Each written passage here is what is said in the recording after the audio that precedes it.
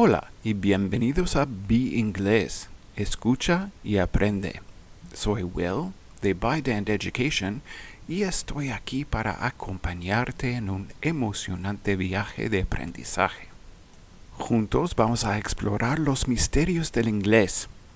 Acompáñame.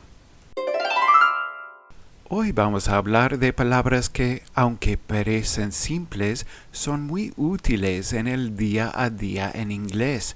Se trata de los adverbios de frecuencia: always, usually, often, sometimes, rarely y never. Te contaré cómo se usan en inglés cotidiano y su origen, incluso cómo estos adverbios se utilizan como una escala en cuestionarios. ¿Listos? Vamos a desglosarlos uno por uno.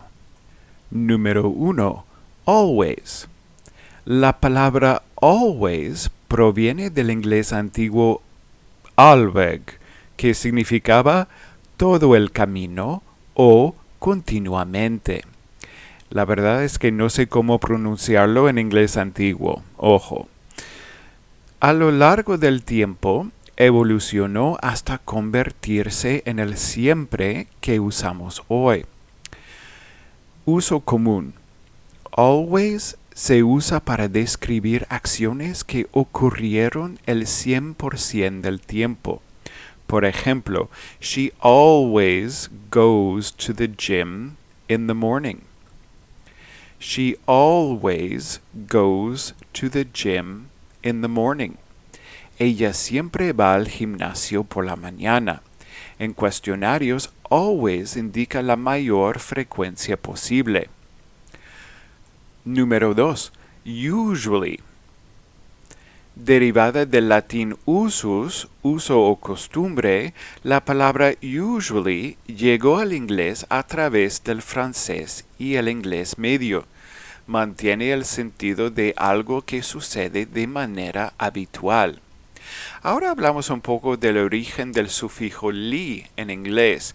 El sufijo ly proviene del inglés antiguo lic, que originalmente significaba de la naturaleza de o de la manera de. Era común en los adjetivos y más tarde se aplicó a los adverbios para indicar cómo se hace algo. Por eso hoy en día vemos que muchos adverbios terminan en ly, como usually, rarely, frequently, entre otros. Usually describe acciones que ocurren la mayor parte del tiempo, pero no siempre. He usually eats breakfast at 7 a.m. He usually eats breakfast at 7 a.m. En cuestionarios, usually sigue a always en términos de frecuencia. Número 3. Often. La palabra often tiene raíces en el inglés antiguo y se consolidó en el siglo XV. Originalmente significaba algo que ocurre muchas veces. Interesante sobre often es su pronunciación.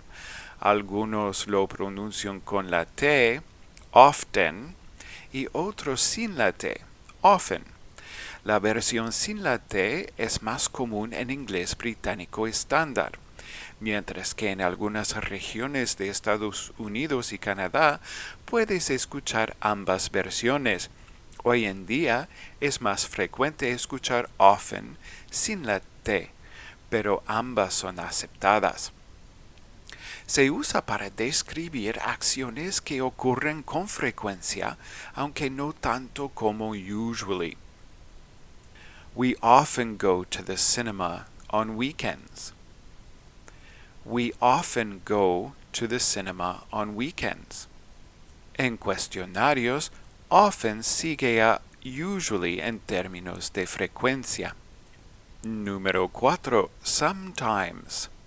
La palabra some proviene del inglés antiguo sum, que significaba cierto o algunos. Time proviene del inglés antiguo tima, que originalmente significaba una oportunidad o momento específico. Juntos, sometimes significa en algunas ocasiones o de vez en cuando. Describe acciones que ocurren de vez en cuando sin un patrón específico. They sometimes play tennis in the park.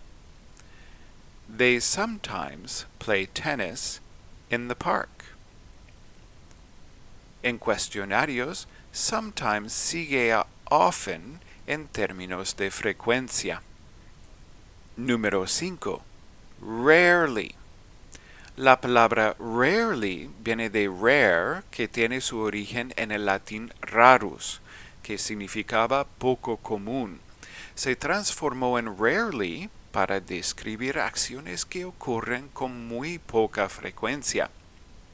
Se usa para describir algo que sucede rara vez. She rarely drinks soda. She rarely drinks soda.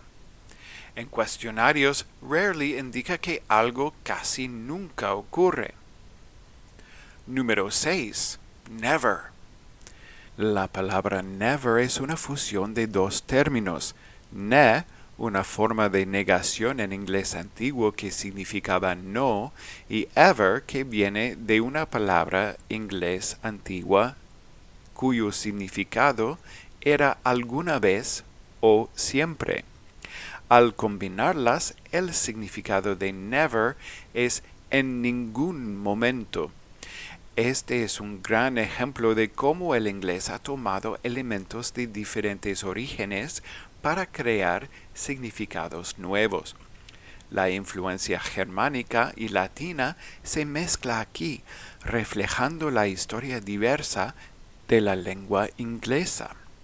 Never indica que algo no ocurre en absoluto. He never smokes. He never smokes. En cuestionarios, never indica la menor frecuencia posible, 0.